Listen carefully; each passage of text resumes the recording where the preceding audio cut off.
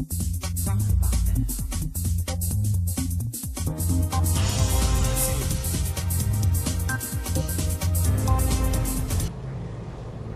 dia, nós vamos agora dar início à nossa segunda unidade, referente ao direito empresarial. Vamos começar o estudo do direito empresarial.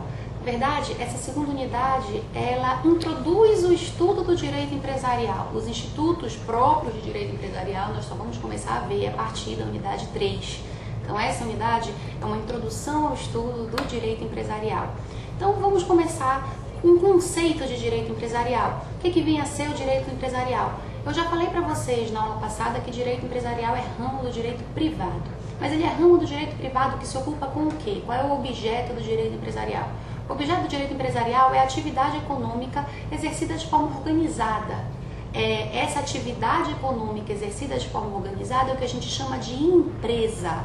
Então não confundam mais, vocês já sabem disso. Empresa não é a pessoa, empresa não é a sociedade. Você não pode falar, eu tenho uma empresa. Empresa é a atividade exercida. Tá? Então, o direito empresarial tem como um dos objetos o que? A empresa, que é essa atividade econômica organizada. E além disso, ele tem também como objeto os indivíduos, os sujeitos que realizam essa atividade. Os sujeitos que realizam a empresa, aí sim, são os empresários.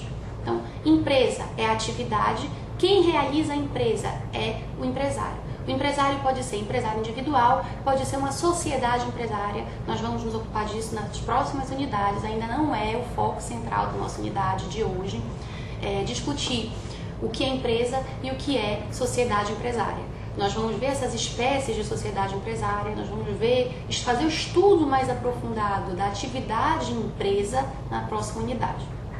Agora, evolução histórica do direito empresarial.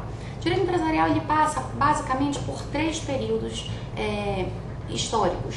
O primeiro é um período subjetivo corporativista. Nesse período, é só vocês lembrarem da época anterior ao mercantilismo, da época anterior à Revolução Burguesa, que existia aquela prática da mercancia. Isso vocês estudaram história, 6ª série, 7ª série. Existia a prática da mercancia. Não sei se vocês lembram, e vocês devem lembrar, que essa prática da mercancia, principalmente quando você cobrava juros, era uma coisa que era mal vista pelo Estado, era uma coisa que era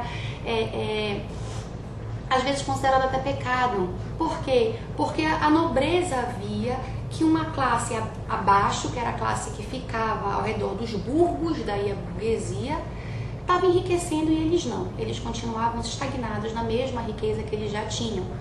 Então, essa fase subjetivo corporativista, ela se caracteriza por um direito empresarial. Ainda na época nós não chamávamos de empresarial, porque ainda não tinha surgido a teoria da empresa.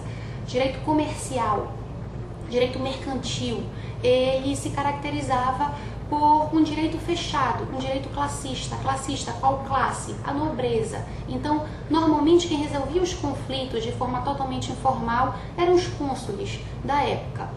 Ou seja, quem realmente praticava a mercancia, quem realmente praticava os atos de comércio, ficava prejudicado. A segunda fase, que é o período objetivo, ela é inaugurada pelo Código Comercial francês de 1808.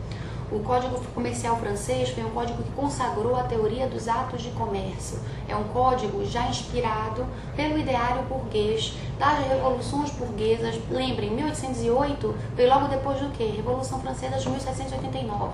Foi quando a burguesia tomou o poder. Então, tudo que vem a partir de 1789 tem essas características liberais burguesas. E tinha como foco principal, claro, deixar o comércio livre, deixar o comércio solto.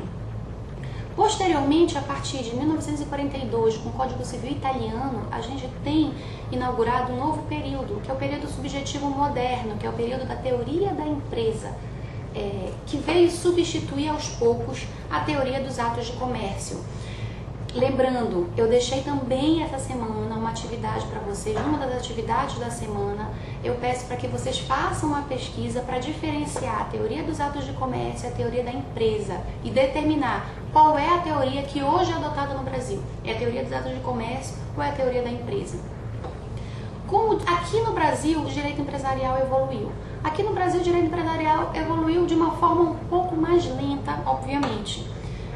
Até até 1850, que foi quando houve o nosso primeiro Código Comercial, que em algumas partes dele ainda vige, então a gente ainda tem lei de comércio desde 1850 em vigor até hoje, ainda vigia aquele pacto colonial, que aí eu não digo que vocês estudaram na 6ª, 7ª série, vocês devem ter estudado isso na 5ª, 4ª série, aquele mesmo pacto colonial que nós estudamos. Com o Código Comercial de 1850, houve a consagração no Brasil da teoria dos atos de comércio. Nessa época se discutia muito em nível mundial a questão da autonomia do direito comercial. Se o direito comercial ele era realmente um ramo autônomo do direito ou ele fazia parte do direito civil, que é um outro ramo do direito privado, e talvez a mãe do direito privado seja realmente direito civil. E um jurista italiano, Vivanti, ele colocava que enquanto o direito comercial tiver uma fonte autônoma legislativa, ele vai ser sim um ramo autônomo do direito. E só que aí veio o Código Civil de 2002 e revogou quase todo o Código Comercial de 1850.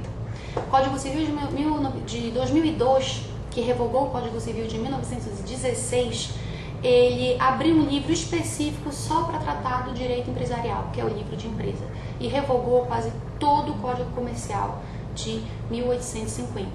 Então a dúvida que persiste hoje é: será que o direito empresarial ele é um ramo autônomo da ciência, do direito?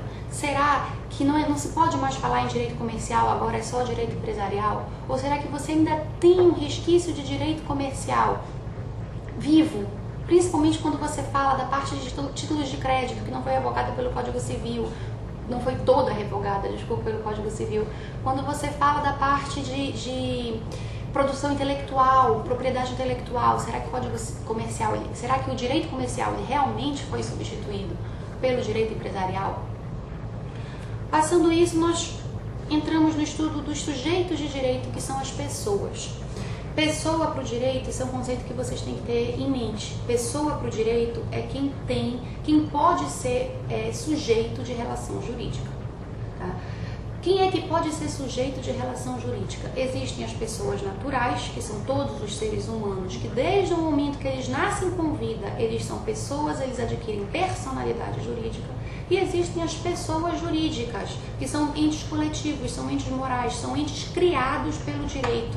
Eles têm sim existência real, mas eles foram, lógico, criados pelo direito. Eles têm uma realidade jurídica, como a gente costuma dizer.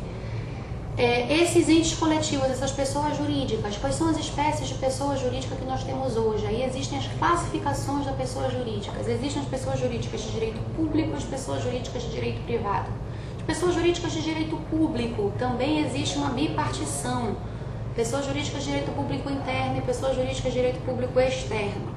As pessoas jurídicas de direito público interno são os entes políticos. Aqui no Brasil, como o nosso federalismo é tripartido, quem são os entes políticos? União Federal, Estados Federados e os municípios. Eles todos são pessoas jurídicas de direito interno. Além deles, existem as pessoas criadas por esses entes políticos, que são as autarquias, que são as associações públicas, e são quaisquer outras pessoas criadas por lei e que a lei atribua a personalidade jurídica de direito público. Pessoas jurídicas de direito público externo são os organismos internacionais. Então nós temos a ONU, nós temos a OIT, nós temos a Cruz Vermelha, nós temos vários organismos internacionais. E além dos organismos internacionais, os estados estrangeiros soberanos. Então a França é uma pessoa jurídica de direito público externo, por exemplo. Vamos passar para as pessoas jurídicas de direito privado. Pessoas jurídicas de direito privado, aí você já não diferencia mais o que é externo e o que é interno. Você só olha para a personalidade, qual é a natureza da personalidade jurídica dessa pessoa. Natureza privada? Então vamos lá. Quem são? Sociedades, associações, fundações, partidos políticos. Eles não são pessoas jurídicas de direito público, eles são pessoas jurídicas de direito privado. Organizações religiosas,